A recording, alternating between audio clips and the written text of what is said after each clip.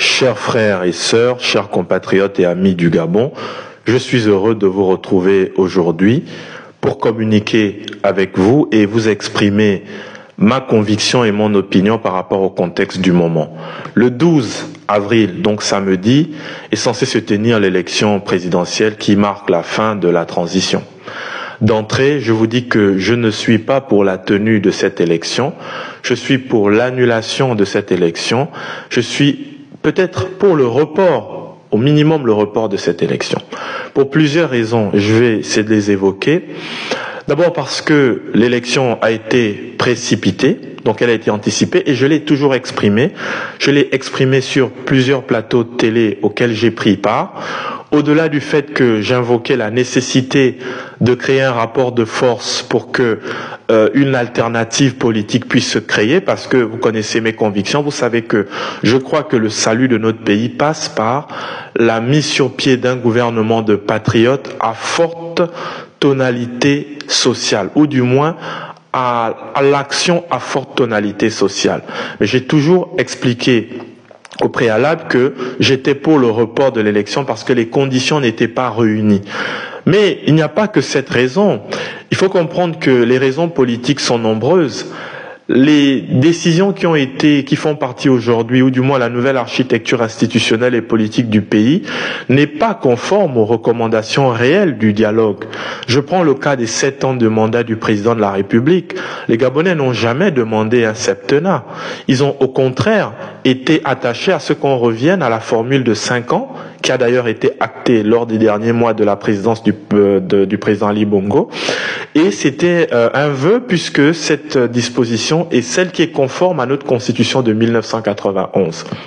Donc, on a violé, on n'a pas tenu compte de ces attentes, et rien que pour ça, c'est un motif suffisant pour dire que nous ne sommes pas en train d'aller dans la bonne direction. Face à l'urgence, à la crise sociale qu'il y a au Gabon, de paupérisation, le chômage, le manque d'opportunités, les Gabonais ont véritablement besoin d'argent. Or, qu'est-ce qu'on a fait? On n'a pas mis un terme à l'existence d'une institution budgétivore, qui est le Sénat. Le Sénat, qui est d'abord superfétatoire parce que dans un pays à la petite démographie comme le nôtre, il n'a pas véritablement sa place, il n'a pas sa place, disons-le, mais en plus de ça, il engrange des milliards qui peuvent financer le social, la santé, la vie des pauvres, des filles mères, et financer les crèches, les cantines scolaires. Donc il y a cet autre élément. L'autre point, c'est la question du code électoral, qui est un code électoral fermé, verrouillé, et un code électoral qui met en péril l'unité nationale et la sécurité, dans la mesure où ce code électoral donne la possibilité aux militaires d'entrer dans une confusion de genre. Eux qui sont censés être neutres aujourd'hui peuvent prétendre à faire de la politique. Imaginez-vous la tentation entre la confusion dans la tête des personnes de la Grande Muette entre faire de la politique et rester hors de la politique. Vous comprenez que c'est une équation qui n'est pas bonne pour notre jeune démocratie, si on peut dire comme ça, mais surtout pour notre nation qui est très fragile. Or, l'armée devait se tenir à l'écart de ça pour consolider l'unité nationale, ou du moins pour construire l'unité nationale, parce qu'elle est encore très très fragile. Mais à côté de ça, vous avez également le fait que l'élection qui est en train d'arriver, qui va se tenir samedi, n'est pas une élection ouverte, elle n'est pas une élection inclusive, parce que il y a des candidats qui n'ont pas été admis, et qui n'ont pas été admis à y regarder de très près, selon des raisons de type discriminatoire, puisque certains qui ont été repêchés ont été repêchés par le même principe à travers lequel d'autres ne l'ont pas été. On est donc tenté de se demander, mais pourquoi certains ont été pris et d'autres ont été écartés? C'est le cas des présidents Jean-Rémy Ama et Michel Ngundu Lunda, qui n'ont pas été pris en considération. Or, on a parlé de restauration de la dignité du Gabonais. La restauration de la dignité du Gabonais passe aussi par le respect de son droit de vote, mais aussi du maintien de ses espérances. Et l'espérance du citoyen se manifeste à travers le choix qu'il peut porter sur les candidats qui doivent concourir à l'élection, ce qui n'est pas le cas aujourd'hui. Donc, en excluant ses compatriotes, on a exclu du vote une bonne partie de la population gabonaise, créant déjà de fait un taux élevé de l'abstention, et on a créé une sorte de blocus politique qui et qui crée une incertitude pour l'avenir. Donc, au nom de tous ces éléments, vous comprenez que cette élection du 12 avril ne peut pas se tenir dans les conditions actuelles parce que les résultats de cette élection ne seront pas des résultats représentatifs de la volonté des Gabonais. Il faut comprendre que pour qu'une élection soit bien organisée et transparente, il ne s'agit pas juste de la période du dépouillement, que le dépouillement soit bien fait en des temps records. Il faut que l'élection soit organisée en amont et en aval dans de très bonnes conditions. Or, si nous avons déjà faussé le départ, je ne crois pas qu'à l'arrivée, les choses seront bien organisées. Je peux évoquer avec vous aussi, mes chers compatriotes, et je vous le dis en toute sincérité, les raisons d'ordre géopolitique. Récemment, il y a le président d'un pays voisin, la Guinée équatoriale, qui est venu sur notre espace territorial, donc un pays souverain, pour nous donner, à nous, Gabonais, peuple souverain, une consigne de vote. Dans un autre pays, ce type de discours aurait créé un précédent. Pourquoi? Parce que nous sommes en pleine ingérence. Et si on tient compte du contexte politique où nous sommes dans un contentieux relatif à celui de l'île Mbagné qui date de plusieurs années désormais avec notre voisin, donc nos frères d'à côté, on peut considérer qu'il y a peut-être une volonté d'ingérence à des fins de contrôle politique ou pour ceux qui vont plus loin de penser à d'éventuelles tentatives d'annexion. Tout est possible en politique et vous le savez. Et je profite aussi de cette occasion pour m'adresser à la classe politique gabonaise et aux leaders d'opinion, et je le fais avec tout le respect dû à votre rang parce que je respecte chacun de vous et je vous dis merci déjà, chacun d'entre vous, celui qui prendra le temps de m'écouter ou qui aura l'occasion de m'écouter. Donc pour cette autre raison, il faut que la classe politique, il fallait des explications, qu'on comprenne bien de quoi il est de question avant de se précipiter là-dedans. Et vous savez très bien qu'aujourd'hui, il y a un accord qui a été passé par les autorités de transition, enfin qui a été acté parce que ce processus avait déjà été enclenché, celui qui consiste à faire en sorte que la Guinée équatoriale donne de l'électricité aux populations du nord du Gabon. Et on parle là donc du secteur de l'énergie. L'électricité, c'est un secteur qui est stratégique et fondamental, qui peut permettre à un État de déstabiliser un autre État. Parce que l'énergie, c'est vital, c'est stratégique. Et donc, c'est un secteur que l'on ne confie pas comme ça et de façon aussi rapide à un voisin, surtout lorsqu'on a un contentieux. C'est comme si, en plein contentieux entre le Cameroun et le Nigeria, le Cameroun allait demander au Nigeria, enfin le contentieux sur l'île Bakassi, demander au Nigeria de prendre le contrôle de son électricité. J'ai vu des personnes qui ont fait, et là j'ouvre la parenthèse, le lien avec ce qui se fait en Afrique de l'Ouest, alors qu'en Afrique de l'Ouest c'est tout autre chose. L'intégration en Afrique de l'Ouest est différente que celle de l'Afrique centrale, puisqu'il y a la libre circulation. Et l'histoire de l'Afrique de l'Ouest en matière de démocratie et d'élections libres ne peut pas être comparée à celle des États de l'Afrique centrale. Donc je ferme la parenthèse là, je poursuis pour vous expliquer les raisons pour lesquelles donc cette élection pour moi ne devrait pas se tenir. La question n'est pas de se dire, la date est en train de se rapprocher, que fait-on ? La question la question qu'on doit se poser, c'est est-ce que l'élection qui est en train d'arriver est bien organisée? Mais si l'élection est mal organisée, que le processus est faussé, qu'elle n'est pas inclusive, quel type de Gabon nous aurons au sortir du 12 avril? Est-ce que c'est le Gabon dont on rêvait avant la transition? Je dis non. En ce qui me concerne, je suis convaincu que ce n'est pas ce Gabon. Et je suis convaincu que nous sommes en train d'aller dans une voie qui n'est pas la bonne et qui peut nous créer des problèmes beaucoup plus importants que ceux que nous avons connus.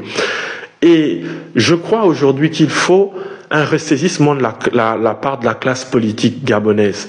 Il n'est pas normal que des personnes qui hier ont combattu le septennat, aujourd'hui se retrouvent à soutenir ce même septennat. Ça, c'est quelque chose d'assez étrange et d'étonnant. Et je crois que les Gabonais sont assez matures pour comprendre ce qui est en train de se passer et pour analyser. Je crois aussi que la solution pour notre pays passe par une élection inclusive, une élection plus ouverte et un code électoral qui ne fait pas la confusion des genres entre militaires, magistrats et politiques. Je pense que nous avons une nation encore fragile du point de vue de l'unité. C'est une république qui est jeune, qui a encore beaucoup d'imperfections. On ne peut pas se permettre de prendre ce pari maintenant. Je crois aussi que la seule issue pour notre pays, je vous l'ai dit, je l'ai écrit dans mon manifeste, le Gabon que nous voulons, en avant vers le socialisme bantou-pygmée, notre seule issue, j'en suis convaincu, se trouve dans la voie de la gouvernance de type social.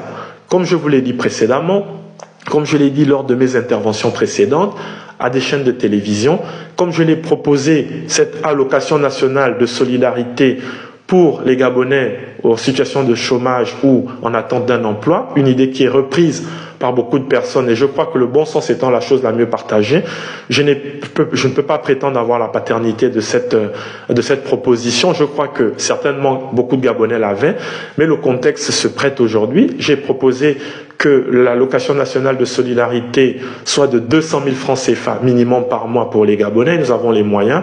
Je démontrerai à des prochaines occasions comment cela peut être financé. Et je remercie d'ailleurs certains députés de la transition, dont un particulièrement, qui s'est prêté volontaire pour porter cette idée au Parlement. J'espère que nous aurons la possibilité de le faire.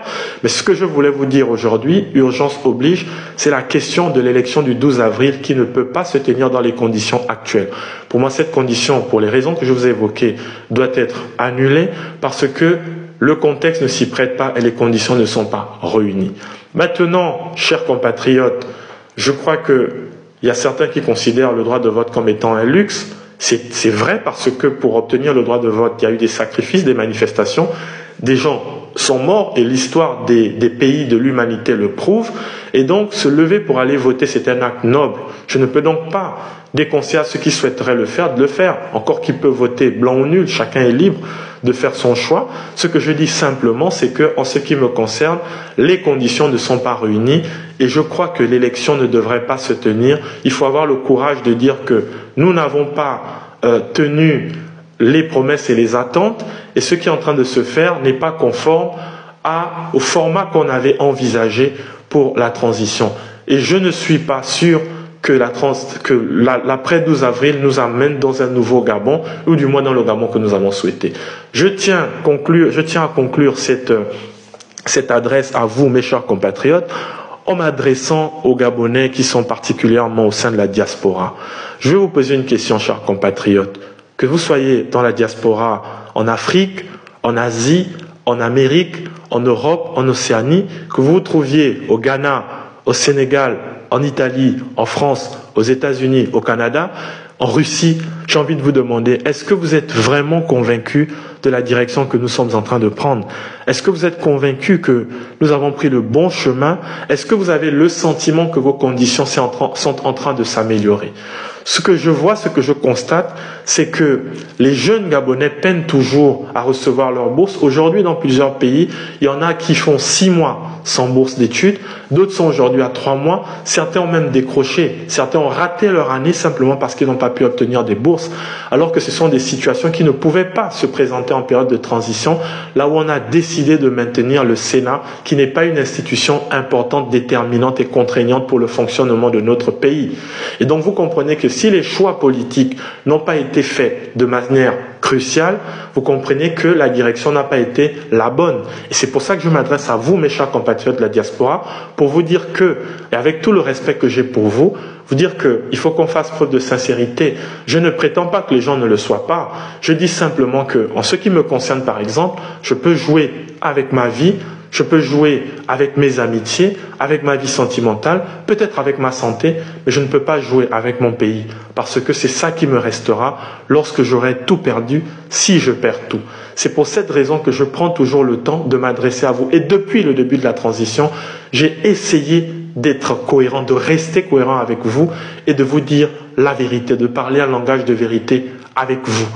Aujourd'hui, je m'exprime en tant que citoyen, en tant que frère, et j'espère vraiment que nos ancêtres nous guideront, nous permettront de prendre la bonne direction pour notre pays, parce que ce qui est en train de se passer, de mon point de vue, est un risque. Nous sommes en train de prendre le risque d'organiser une élection dans des conditions qui ne sont pas les bonnes, les conditions qui ne sont pas celles que nous attendions quand nous avons manifesté notre joie le 30 août, dès qu'il y a eu le coup d'État, même si au final, c'est le même système qui est resté là. C'est mon avis, je vous l'ai toujours dit, et je continue de penser que c'est le même système qui est là et que les lignes n'ont véritablement pas bougé.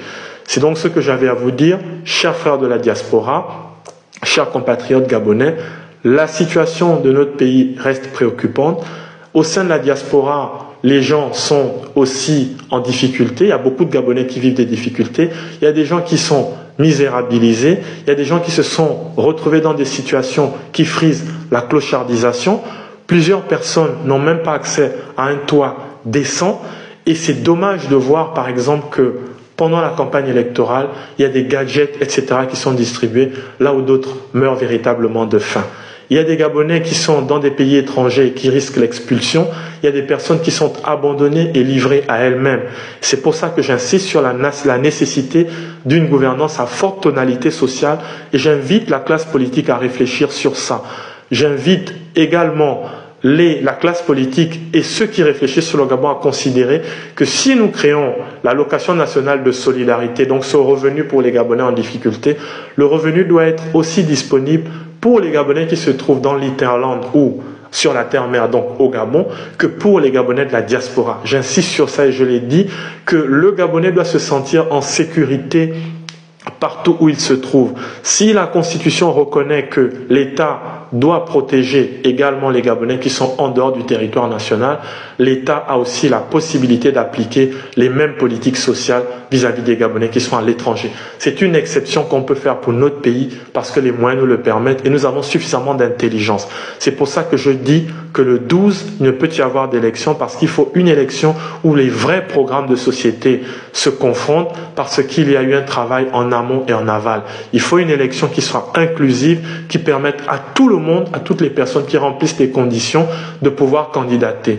Mais il ne faut pas qu'on entre dans des élections qui éliminent une personne qui est censée ne pas avoir rempli les conditions et on avantage une autre personne qui elle aussi n'est pas censée avoir rempli les conditions. Il faut une élection inclusive, une élection qui nous permette de dire qu'aujourd'hui au Gabon, les institutions de demain seront des institutions crédibles parce que les hommes qui ont porté à la réalisation, à la construction de ces institutions sont peut-être des hommes imparfaits, mais dans le cadre de leur exercice ou l'exercice de leur fonction au service de leur pays, essaient de donner le meilleur d'eux-mêmes. C'est ce message que j'avais à vous passer, chers compatriotes. Je vous dis merci de m'avoir reçu chez vous. Avec tout le respect et toute la considération que j'ai pour vous, je vous présente mes excuses si j'offusque certaines personnes et je présente aussi mes excuses si vous avez trouvé mon ton peut-être trop dur, mais le sens de la gravité m'exige de m'adresser à vous avec autant de sens de gravité. Permettez-moi la répétition. J'espère vous retrouver très bientôt, que nos ancêtres nous guident, qu'ils aient pitié de nous et que Dieu bénisse notre pays, le Gabon. À très bientôt.